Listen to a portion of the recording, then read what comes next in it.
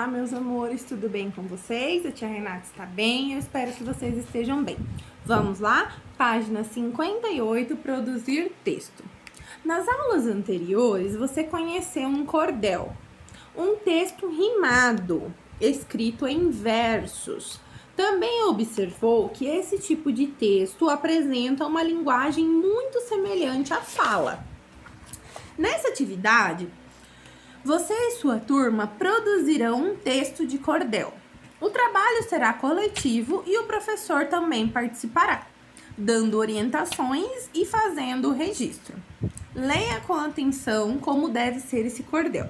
Pessoal, lembrando que como nós não estamos em sala de aula, todos os textos que vocês produzirão serão textos, ok? Individuais, tá bom? Então, vamos lá? Um assunto. Primeiro, nós precisamos ter um assunto. A turma do quarto ano e seu professor, o texto deve trazer o nome de alguma característica positiva e bem marcante de cada um, preferências, comportamento, típico ou mania. Então, qual que vai ser o assunto? A turma do quarto ano e o seu professor. O que nós vamos descrever? As preferências, os comportamentos, né? O comportamento típico, no caso, ou uma mania. Qual é uma mania? Qual que é um costume que essa pessoa tem, tá? Vocês podem falar sobre vocês, tá? E sobre o professor, no caso, a professora, tá bom? Segunda parte, organização.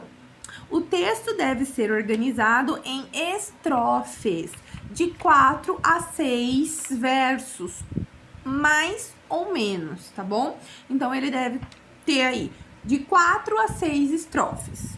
A linguagem, muito importante. A linguagem pode e deve ser bem informal. O que é informal?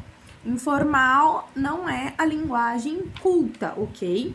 Ou seja, parecida com a fala. Quanto mais parecido com a nossa fala, melhor.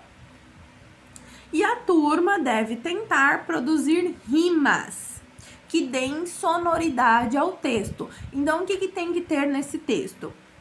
Tem que ter o assunto é a turma do quarto ano e o seu professor, no caso, a sua professora. Vocês vão falar sobre o comportamento típico, como a mania, as preferências, por exemplo. Como que a professora Renata é? Qual que é o comportamento dela? Ela tem algumas manias? Então, nós vamos colocar eu aluno, como que eu sou? Qual é o meu comportamento? Qual é a minha mania? Em forma de verso, tendo 4 a 6 versos, mais ou menos. E lembrando de colocar rimas. Rimas são sons, né? Que são aqueles sons parecidos que vão dar a sonoridade ao texto, ok? Bom, quando o texto estiver pronto, releia com atenção.